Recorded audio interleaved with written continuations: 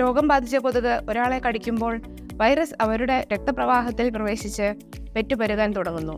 4 മുതൽ 10 ദിവസത്തിനുള്ളിൽ വ്യക്തിക്ക് രോഗലക്ഷണങ്ങൾ അനുഭവപ്പെടാൻ തുടങ്ങിയേക്കാം. കടുത്ത പനി, കഠിനമായ തലവേദന, കണ്ണുകൾക്ക് പിന്നിൽ വേദന, സന്ധികളും പേശികളിലും വേദന, തിണർപ്പ് എന്നിവ ഇതിൽ ഉൾപ്പെടാം. പ്ലേറ്റ്ലെറ്റുകളുടെ എണ്ണം പെട്ടെന്ന് കുറയുന്നത് ഡെങ്കിപ്പനിയുടെ പ്രധാന ലക്ഷണമാണ്.